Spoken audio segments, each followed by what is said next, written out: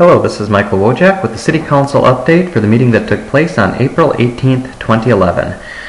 First, I'll start out with, I guess, a tip of my hat that I don't have on to Randy Staver. He just took some good-natured jabbing from some people on the council the last couple of meetings because he's asking a lot of questions.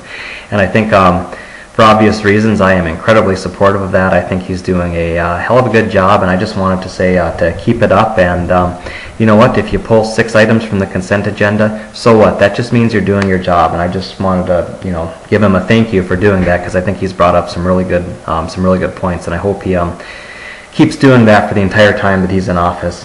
A few items to talk about. First and foremost. In the interest of consistency, I actually went back, and one of the votes that I think I made incorrectly in my past was supporting a TIF district for a Falcon Heights proposal that basically was competing for some taxpayer-assisted financing, much the same way that some of Joe Weiss's projects do. And I think really I have some fairly high standards. I believe that the taxpayer is going to be dishing out money for something. We have an obligation to get the best project we can.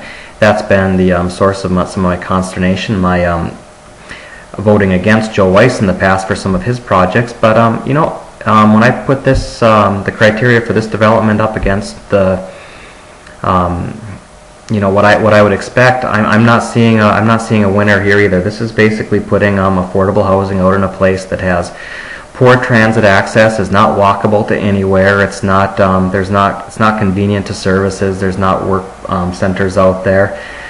Mediocre building, and that's not what we want to do. We can see from Cascade Creek that if taxpayer dollars are involved, we should be able to get a spectacular, beautiful, desirable building that's located in a place that's walkable to places of employment, that has good transit access. And I guess technically this has mediocre transit access out there, but it's not effective for anyone unless they're working 9 to 5 downtown or something.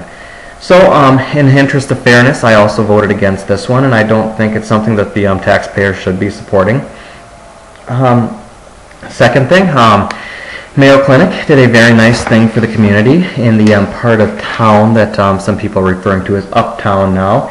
There was a land donation that took place, their big parking lot out there, and as a result of a land donation from the Mayo Clinic to the city of Rochester, we're going to be able to expand the bicycle trail that runs around the lake out there right now. If you haven't been out there, it's absolutely gorgeous. I use it probably more than anyone else in the city. And what it's going to do is it's going to provide one more access point from the uptown businesses to this gorgeous park in the making out at Cascade Lake, and it's just a wonderful addition. So kudos to Mayo Clinic. We really appreciate their civic engagement and all they do for the community, and I guess we'll keep them around, see how it goes. Next item I have, Orchard Hills Villas came up again, another petition by the neighbors to try and change some language. We looked at it. There were a couple small things that we did agree to change.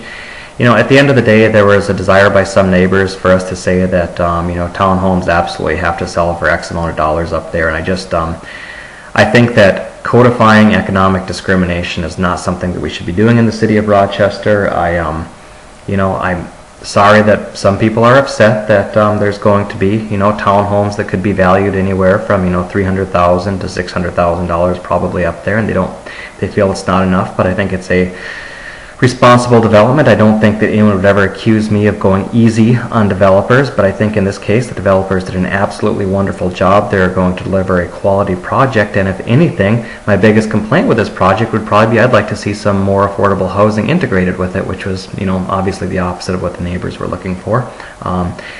It's done in such a way we have no realistic safety concerns in terms of traffic up there. The quality of the buildings is going to be outstanding, and I look forward to getting started. I think it's this could potentially be one of the few developments where the residential taxes generated actually cover the cost of services, and that's phenomenally rare in Rochester.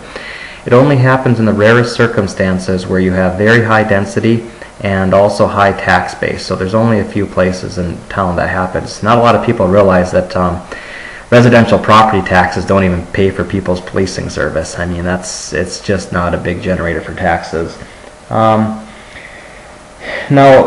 one other thing I wanted to bring up, and I think that part of this is in the interest of public disclosure, but I have to give a big tip of the hat to every single man and woman on the city council for doing the right thing in this particular case, and that is I've very often accused this of sometimes being a good old boys town and special people getting special favors, and I believe that in doing business with the city of Rochester, we should reward the best proposals, not the best connected proposers. And we had a case where we had a competitive process for the Minnesota Energy site, something that I'll probably be recusing myself from based on the final decision, but basically we had a total of 5 projects that were submitted. One was thrown out because it did not comply with what the project was looking for. I would argue that a second one probably should have been thrown out, but what we actually ended up with is 3 developers from outside of the city of Rochester, 1 within the city of Rochester, scored out by an independent party of 9 people, and basically 3 of them were very competitive and 1 came in a very distant last place. There were some games that were played by this last place finisher, and that there were some attempts made to try and change the rules of the game, try and manipulate the city into handing over the site to the developer who finished in a distant last place. I had actually been specifically told by one person in the project, well, shouldn't it matter that he's local? And my response to that is, I think we need to make the decisions that are going to encourage local developers to put forward better project proposals, not just give it to them because they're local. And to the person, I think every single person on the city council stood up and said, this is absolutely ridiculous. We're not going to play these games that you're attempting to play. And I think that there's going to be some stuff coming out about exactly what kind of games were played with this.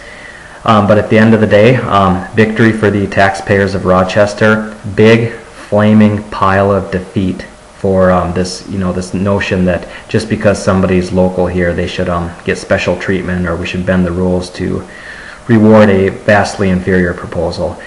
And I'm somewhat vague on that, but I know there's going to be more details coming off, but I can only say this much. I was absolutely angry about some of the things that happened, and I know that because we stood up and we insisted that we were going to make the right decision, I think we have a lot of credibility with all of the developers in the process. Kind of a secondary notion of this is that there's also been some attempts made that somehow the city should compensate a person who puts forward a losing proposal for the cost of putting their proposal together. Absolutely ridiculous. And as far as I'm concerned, if you can squeeze money out of somebody else, that's fine, but I'm certainly not going to stand for it. I don't believe in that at all. At the end of the day, anyone's welcome to business with the city. I encourage anybody, when we put out these requests for proposals, to submit a proposal, and big credibility to the city council here, because we might not have done the popular thing with some people locally here, but we did the right thing, and we're going to make Rochester a better place to do business because we're ending these games that have gone on for far too long. So I appreciate your time, and maybe one more big thank you to all of you. You've done this for me a couple of times now, where I go out and take a position that might not be popular with the council, and I lose, in 6-1. This has happened to me a few times where I lost 6-1, but you, the public, got a hold of that. In this particular case, it was the dog barking issue that came up, and even though I lost 6-1, you got involved, backed me up, and basically told the council what I was saying, and the council turned around and changed their decision, and I went from losing 6-1 to winning 7-0. And it's not necessarily about losing and winning, but I think we did the right thing, and I'm going to continue sticking my neck out there even when I'm losing things 6-1, and I very much appreciate it when the community backs me up like that. So thank you very much. If you have questions, you can always find me through the website or any of my social media sites. Thank you so much for watching.